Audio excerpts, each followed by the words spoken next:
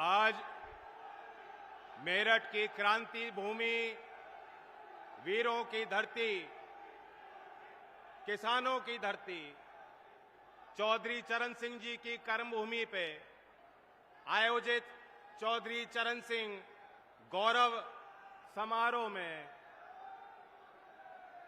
आदरणीय प्रधानमंत्री जी विराजमान हैं।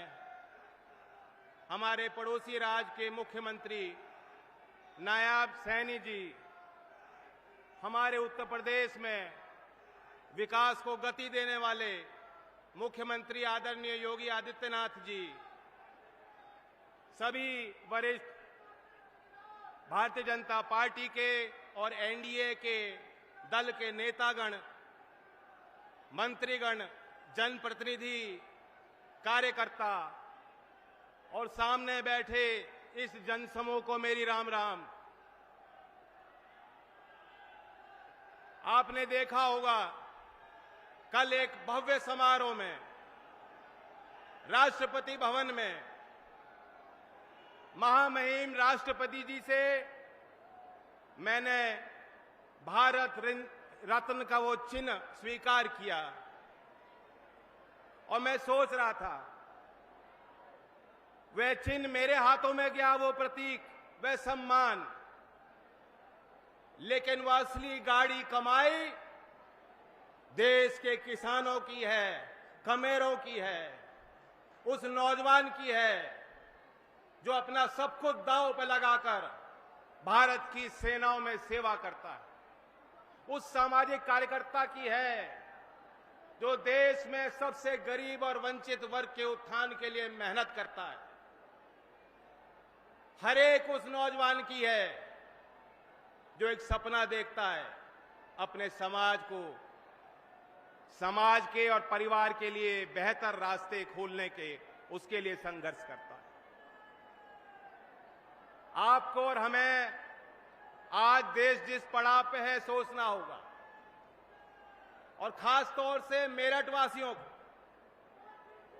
कोई तो कारण होगा कि देश के प्रधानमंत्री जी ने भारत रत्न के उस कार्यक्रम के बाद पहला पड़ाव था, तो उस पहला पड़ाव उन्होंने मेरठ की धरती को चुना कि मेरठ के लोगों के पास में जाऊं और देश के लिए अपना संदेश दूं।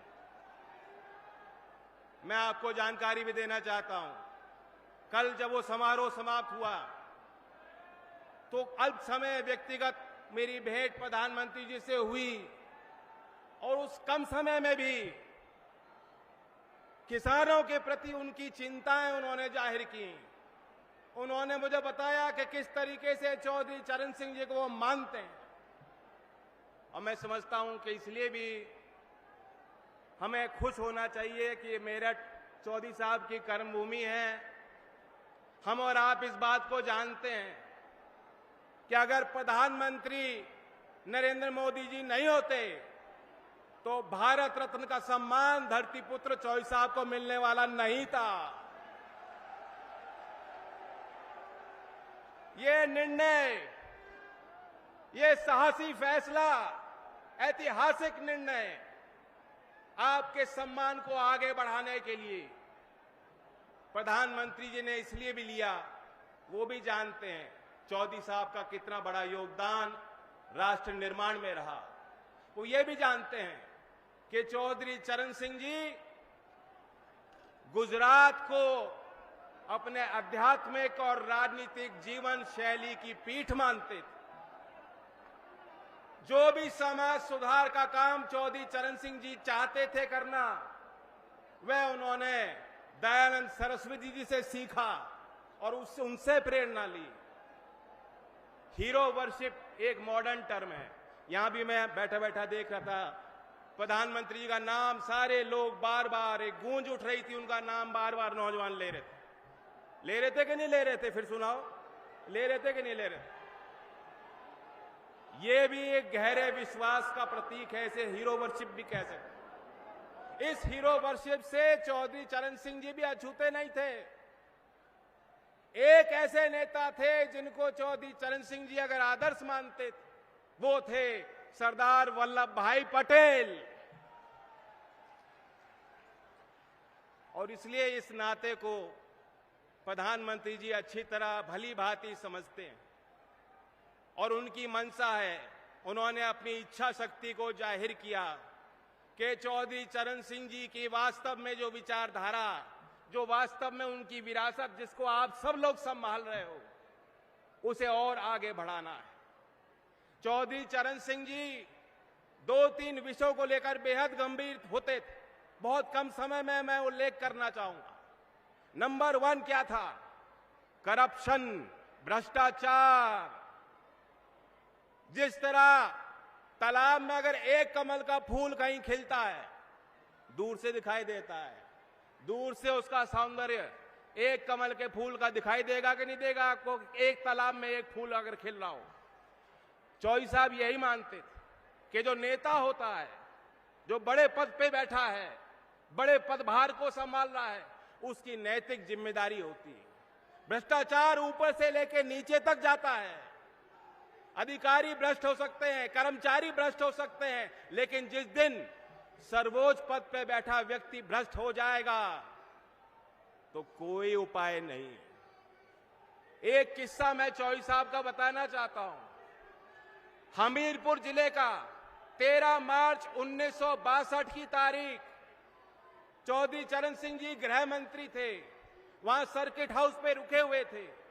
रेडियो का कार्यक्रम चल रहा था। चौधरी साहब ने सुना कि उन्हें पद से हटा दिया गया है, उनसे मंत्रालय ले लिया गया है। गाड़ी सरकारी उनके लिए खड़ी थी। लखनऊ उनको लौटना था। उन्होंने ड्राइवर को कहा, अब मैं सरकारी गाड़ी में नहीं बैठ सकता, इस गाड़ी को वापस आप ले जाइए लखनऊ। ऐसी ईमानदारी चौधरी साहब की थी। और आज हम देखते हैं गंभीर आरोप के बाद भी जेल की सलाखों के पीछे रहकर भी सत्ता के सुख को लोग भोगना चाहते हैं। तो चौधरी साहब की उस ईमानदारी को याद करते हुए और उसमें जो कड़ियां जुड़ी हैं, हमने देखा है 10 वर्ष में क्या कड़ियां जुड़ी हैं। जो राजीव गांधी जी कहते थे कि 1 रुपए का सरकारी योजना का पैसा धरातल पे कितना पहुंचता है? 15 पैसे पहुंचता है। आज हम देखते हैं केंद्र सरकार कोई निर्णय लेती है, कोई प्राथमिकता बनाती है, कोई योजना बनाती है, कोई निवेश करती है, तो सीधा लाभार्थी के खाते में पैसा जाता है। मैं पूछना चाहता हूं, यही तो चौधरी चरण सिंह जी की ईमानदारी का प्रतीक है। यही उनके ईमानदारी और नैतिकता का बढ़िया उदाहरण जो सरकार करके दिखा रही है। और फिर चौधरी साहब जातीय भेद के खिलाफ थे, लिंग भेद के खिलाफ थे, और वे चाहते थे किसान, क्योंकि उस समय के देश में गांव और किसान देश की जड़ों में था। मुख्य धारा में अगर किसान नहीं खड़ा होता, गांव का विकास नहीं होता, तो देश आगे नहीं जा सकता।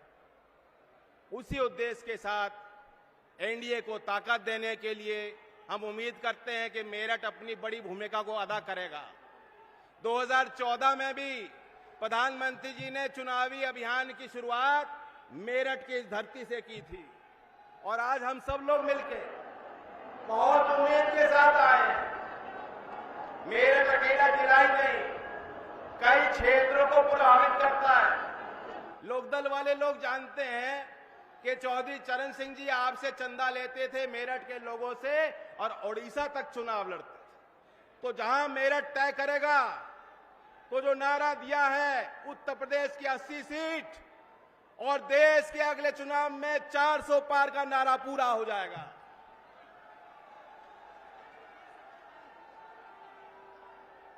मैं अपनी बात को समाप्त करते हुए कहना चाहता हूं कि वो नेता जो भविष्य को समझते हैं कि भविष्य में क्या होगा और समाज और देश को उसके लिए तैयार करते हैं चुनौतियों के लिए, उनकी बातें हमेशा इतिहास में पन्नों पे दर्ज हो जाती हैं।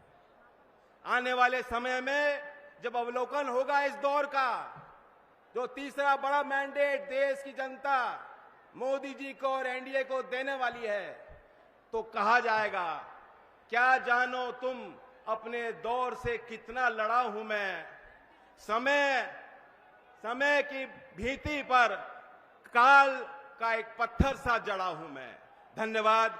जय हिंद, जय भारत, जय किसान, जय मजदूर।